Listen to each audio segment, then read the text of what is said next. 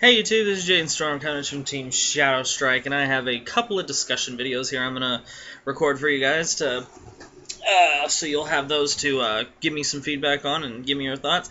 I was asked a question a long time ago, and I've been meaning to do a discussion video for it ever since.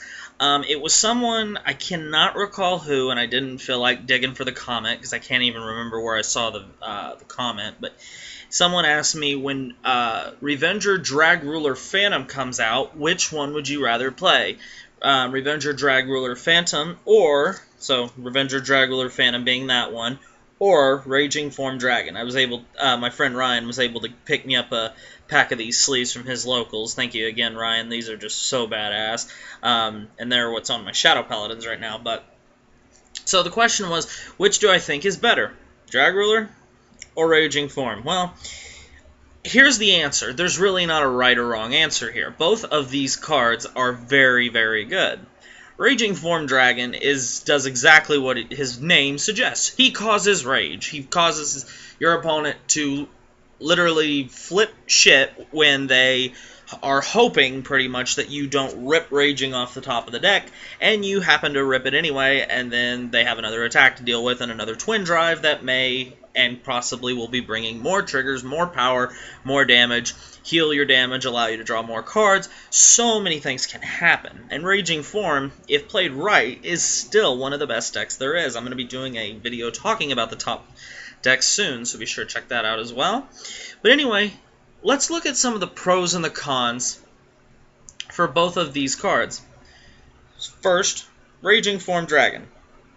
In my opinion, it was the best card in set 12. I think that is a clear-cut conclusion. I think a lot of you would agree with me. Set 12, BT12, Binding Force of the Black Rings. I think it is fair to say that Revenger Raging Form Dragon was the best card in that set. You can tell me whether or not you agree with me in the comment section below.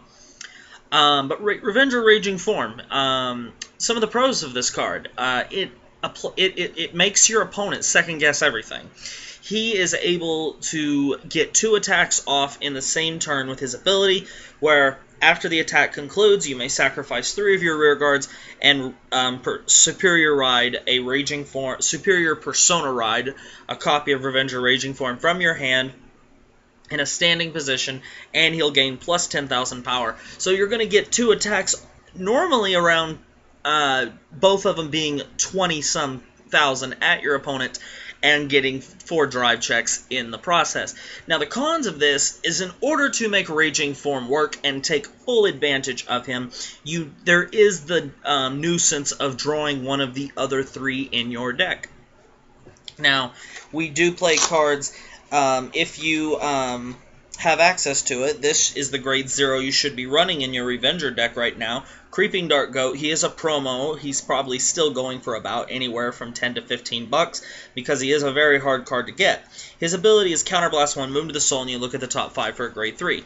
Now, a lot of players, they prefer to play that style of card, because there's a card like that for actually, I believe, every clan. And when you're playing a Break Ride or a Cross Ride deck, because you want to draw your Break Ride or the first stage of your ride first before you draw your second one. In this case, the reason Creeping Dark Goat works so well with this deck is you want to ride Mordred first, so you get full advantage of the Break Ride. Another video I'll be making soon is talking about some of the best Break Ride and Boss Monster 1-2 punches, so you can be sure to check that out. But anyway, okay, you're going to Break Ride Raging on top of Mordred. You're going to gain a free monster, or free unit, and then he's going to gain plus 10,000 power. One of my favorite things to do is I like to Break Ride Raging Form and not use Creeping Dark Goat unless I do not have a grade 3 when I ride my grade 2. So that way, if I ride my grade 2, if I have that Mordred Phantom in my hand, I'll leave Goat there. That way, when I Break Ride Raging Form on top of my Mordred Phantom, if I still don't have that copy of Raging Form in my hand, I can Counterblast 1 and then search, because I figure then the deck's thinner at that point, so I'm more likely to pull it. And if you do get a Raging Form into your hand with that Goat skill after you've already broke road Raging Form, your opponent now knows it's there, and you can play mind games with them and let them think when you're going to activate that ability to sack off 3 of your rear guards to get another attack with Raging Form Dragon in. Now, like I said, the con of this is you must have at least 2 copies of Raging Form in order to pull this thing off. One to break ride, and then one, obviously, to get his skill off. Now, this is not by any stretch saying Raging Form is going to become a bad card. It just means there's a little extra that goes with it. Now let's talk about the other card. Revenger Dragruler Phantom. It is the cross-ride version of Mordred Phantom, the break ride for Shadow Paladins. So, you have a very common theme in Season 3 of Cardfight Vanguard. You have a lot of break rides, and then about towards the end of the season, you see a lot of cross break rides, and this being one of the best ones. What Dragruler Phantom does is his ability is Limit Break, Counterblast 1, Sacrifice, at least I think it's Counterblast 1, I'm pretty sure about that. Counterblast 1 and sacrifice 2 of your Revenger rear guards, and then your opponent takes 1 damage. Now, this 1 damage, say your opponent has to have under 5 damage in order to use this, so they have to have 4 or less. So, okay, you break ride Dragruler on top of, or that'd be a cross break ride, Dragruler on top of Mordred. You're going to gain a free unit that you can use to sack off for your Dragruler if you so wish, but more times than not, you're going to go grab that Masquerade, so you have a 17k attacker rear guard, and then you're going to activate his ability to Counterblast 1, sacrifice 2 of your rear guards. He gains plus 10,000 power, and your opponent just takes 1 damage. This takes away your opponent's option to let the attack hit, because a lot of times when you're at 4 damage, and you may not want to guard the Vanguard attack because you don't think it would be your best option, so you choose to take that Vanguard attack when you're at 4 damage, even though you may have a perfect guard in your hand, hoping that they don't crit, because if you do perfect guard that, you may not be able to guard the rear guard that will just gain the crit. So sometimes we are put in the position where we go, okay, I'm at 4 damage, he's attacking, no guard, and you just hope that they don't crit you, and if they don't crit you, then you're fine. If they do crit you, well, that's Vanguard, you know, things happen. Dragruler, he takes this away. He puts your opponent at 5 damage, where they are forced to guard everything then, because obviously if they take 1 more damage, they lose the game. So Dragruler Phantom, his main advantage is that he puts your opponent at 5th damage, so taking that Vanguard attack when you're at 4 damage is no longer an option. And you're going to be 33,000 at that point, because you're going to gain plus 10 from the break ride and plus 10 from Dragruler's skill. Now, the only con to this card that I can really think of is his skill is really only going to get to be used once, and then he's pretty much, you know, just a 13k body, and that's nothing to sneeze at. That's really it. But, you know, Dragruler, he's not going to remain on the field for long, because when you do break ride Dragruler, you're normally trying to finish the game. There's really not... I mean, you know, the con with Dragruler is he's not really reusable that much. You know, I mean, I guess if your opponent is to heal, you can put him back to that 5th damage.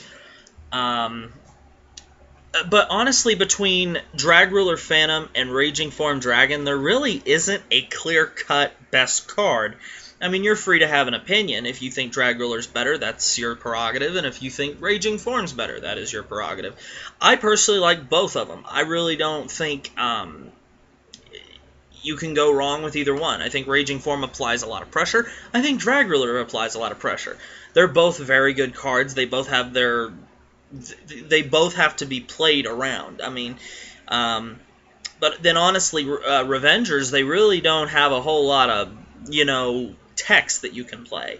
Because both Raging Form and Dragruler, you're going to play your 4 Blaster Darks, you're going to play your 4 Dorans, you're going to play your Tarts, you're going to play your 12Ks, you're going to play your Break Rides, you're going to play your Perfect Guards.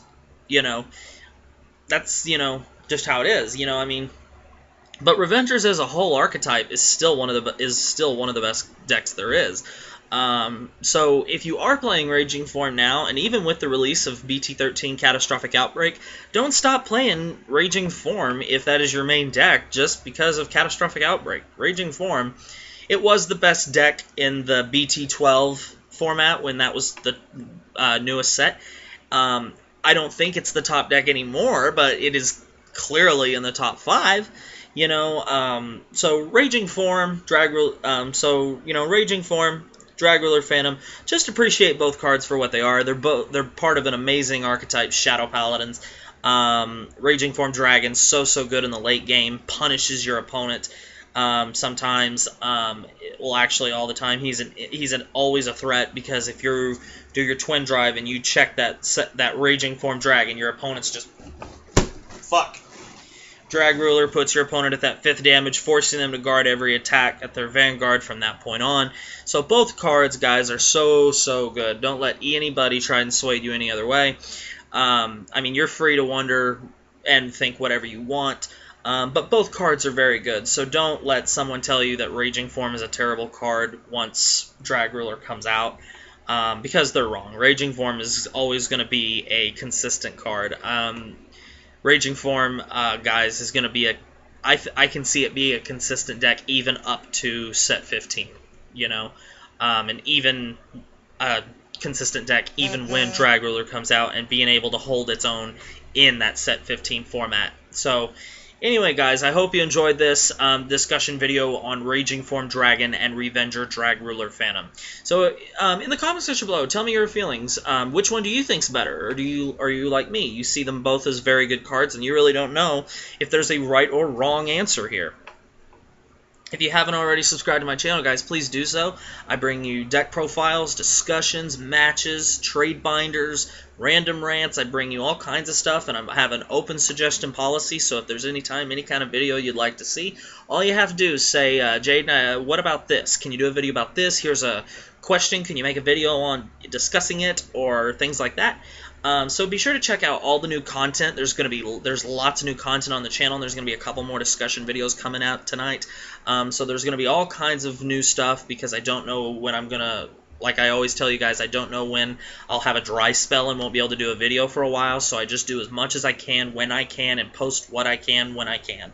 So anyway, guys, thanks for watching. Comment, rate, subscribe, thumbs up this video for me, and let me know that you enjoyed it. And if you did not enjoy it, in the comment section below, please tell me what you wish I would have done that would have made you enjoy it, because I want to make sure that my videos are good for you guys, and I want everyone to enjoy them. So anyway, guys, thanks for watching, and I'll see you later.